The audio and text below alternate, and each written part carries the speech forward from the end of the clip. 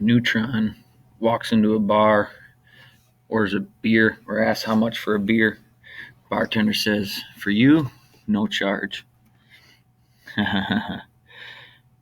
So this is our first piece of notes since you've been gone. Today we are going to talk about reaction stoichiometry. It's stoichiometry just with a reaction involved. Okay, so here we have the combustion of pentane, and some different ways I could verbalize this is I could say for every 1 molecule of pentane, I have 8 molecules of oxygen. For every 1 molecule of pentane, I have 5 molecules of CO2, so on and so forth. I could use dozen, and I could also use a mole. For every mole of pentane, I have 5 moles of CO2. And we've talked about mole town, how things happen in mole town. This idea of mole to mole conversions is going to be really important for you to understand. So here's an example problem. It says how many moles of CO2 are produced if 2.7 moles of C5H12 are combusted. So whenever I do a Stoich problem, I'm always going to start with what is given to me, what is my known. So I have 2.7 moles of CO2.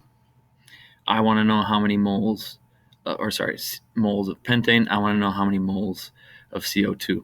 So if I'm starting with moles of pentane, to get rid of it, I got to put it on the bottom, and I'm going to do a mole to mole conversion to convert moles of pentane to moles of CO2. And I find this in my reaction. So if I'm not able to write a reaction, if I'm not able to balance, the Stoich becomes impossible to do. That's as basic as it can get. Multiply everything on top, divide by everything on bottom. Okay, now we're going to use the exact same example. This time it's going to be multiple steps. So if I have 60 grams of pentane that are combusted, I want to know how many grams of CO2 are going to be produced. So my known is 60 grams. So I'm going to start with 60 grams. So I'm starting in Granville. When I start in Granville, the only place I can go is Moletown. And how do I get there?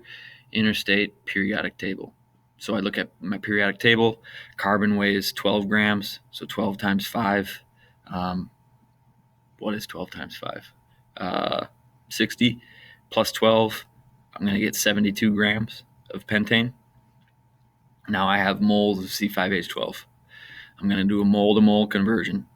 So, going back to the reaction. For every 1 mole of pentane, I have 5 moles of CO2. Down to moles of CO2. I don't want moles of CO2, I want grams. So my last step would be to go from 1 mole. For every 1 mole of CO2, I have 44 grams of CO2, and I get that from my periodic table. Multiply everything on top, divide by everything on bottom, and I get an answer of 182.94 grams of CO2. Here's another example. If I have 24 grams of pentane that are combusted, how many grams of O2 are required to react with it? Okay, so it's going to be the same exact problem. Grams to mole, mole to mole, mole to grams. Start with 25 grams of pentane. This first step is going to be exactly the same. Starting in Granville, need to get out of there, and I'm going to go to Moletown. So found 72.17 grams from the periodic table. My next step is a mole to mole. And if I go back to my reaction, for every 1 mole of pentane, I have 8 moles of O2. Come back forward. For every 1 mole of pentane, I have 8 moles of O2. And my last step, I want to know how many grams of oxygen. So for every 1 mole of oxygen, I look at the periodic table. Oxygen weighs 16. 16 times 2 is 32 grams of O2. Multiply everything on top, divide by everything on bottom, and we should get 88.68 grams of O2. So if I want to completely react at 25 grams, I'm going to need more oxygen to react with it because of the mole to mole ratio. So that's the notes that I wanted to cover. I'm going to do 1 or 2 practice problems in the next video, and then you'll have an assignment to do. Whew.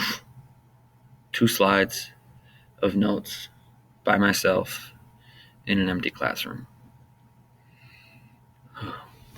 It's over. Now I just need to figure out how to turn this thing off.